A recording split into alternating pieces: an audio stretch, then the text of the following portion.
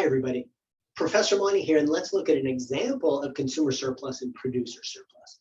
So I made another video that explains what consumer surplus is and what producer surplus is. So you may want to check that out if you want some background to this, because I'm going to go over the idea of it very quickly in this video. This is more just to show the example.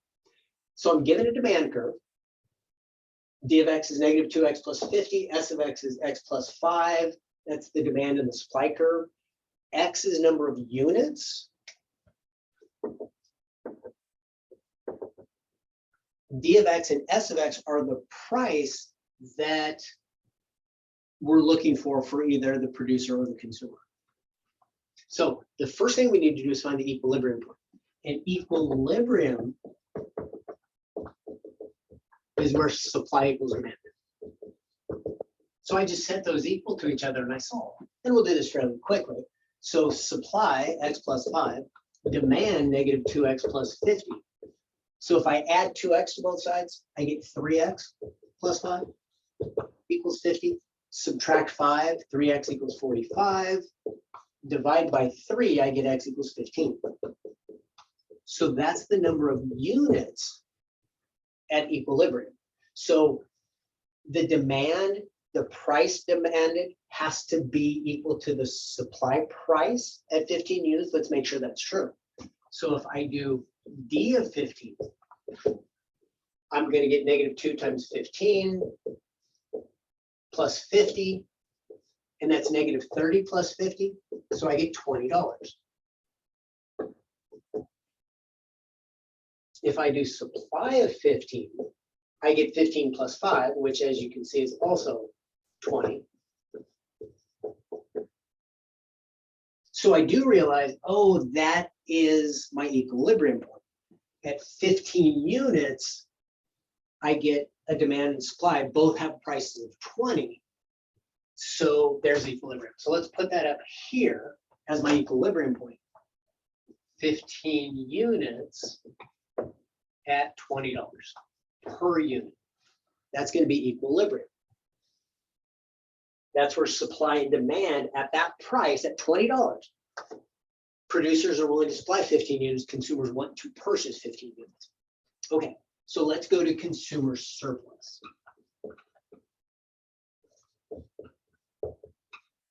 Consumer surplus is everything that consumers are willing to spend for the product. Well, consumers only have control over demand. So it's from 0 to the equilibrium quantity of the demand curve with respect to x minus what they actually spent. Well, what they actually spent was the revenue price times quantity. So if I work this problem out, I get consumer surplus, the integral from 0 to 15 of negative 2x plus 50 with respect to x minus what they actually spent, $20 times 15 units. So now I integrate this and I get negative x squared plus 50x. I'll evaluate that from 0 to 15 minus the $300 they actually spent. So now when I plug this in, I get negative and then 15 squared plus 50 times 15 minus, when I plug in 0, notice those are all, that's just going to be a big 0. Negative 0 squared plus 50 times 0, that's just 0. So I've got all that minus this $300. And then let's just calculate that real quickly. I've got my calculator here. If I do, let's do the negative 15 squared. Notice the negative's not being squared. So don't use the negative there as part of your square. So negative 15 squared. So negative 225 plus 50 times 15. And that's 525. What I really get, 525, that's what they were willing to spend. Minus they actually spent 300. So consumer surplus is that difference of $225. That's consumer surplus. What is consumer surplus? It's the additional amount consumers were willing to spend, but they didn't have to. So additional amount consumers willing to spend.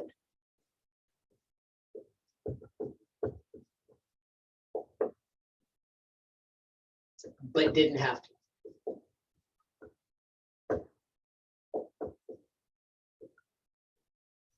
Right? And why is it additional? Well, they were willing to spend $525.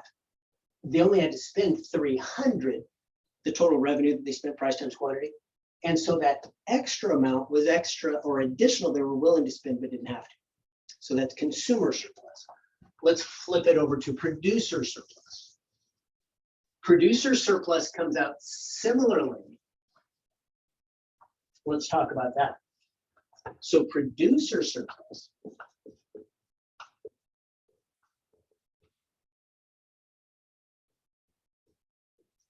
producer surplus. It's all the revenue they received, price times quantity, minus what they were willing to accept, because they oftentimes they were willing to accept less. So what they were willing to accept is the integral from 0 to the equilibrium quantity again, but they are in control of the supply curve. So this is S of X dx. So what they actually received minus what they were willing to sell for. So in this case, 20 times 15 again, minus, well, we've got the integral from 0 to 15 of x plus 5 with respect to x. So I've got producer surplus, again, $300 is what they got, minus, well, this is going to be what, 1/2 x squared plus 5x evaluated from 0 to 15. Or if I plug that in, I've got producer surplus, $300 minus, and let's put it in down here, 1/2 times 15 squared plus 5 times 15 minus, well, when I plug in 0 again, I'm going to get 0. So I'm just going to put in a big 0 right here. So that's what I get. We can calculate this. So my producer surplus, $300 minus, and then this bracket comes to, if I do 0.5 times 15 squared plus 5 times 15, I get $187.50. And so I subtract those and I get $112.50.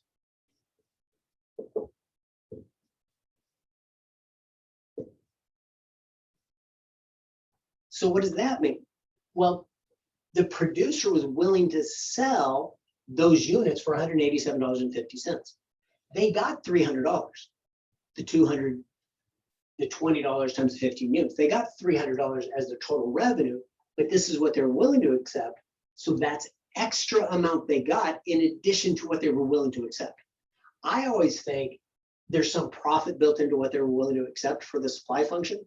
So I consider this extra profit.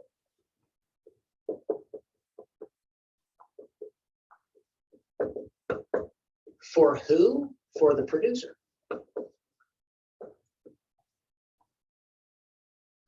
And that's the idea. So what do? We find the equilibrium point. We do consumer surplus, which is additional amount the consumers were willing to spend but didn't have to. And then we find the producer surplus, which is just additional profit for the producer. So hopefully that made sense. Just practice these. Not a lot to it. Understand where the formulas came from. That'll make it a lot easier for you to remember the formula at the time when you need to use it on the test. All right, best of luck to you.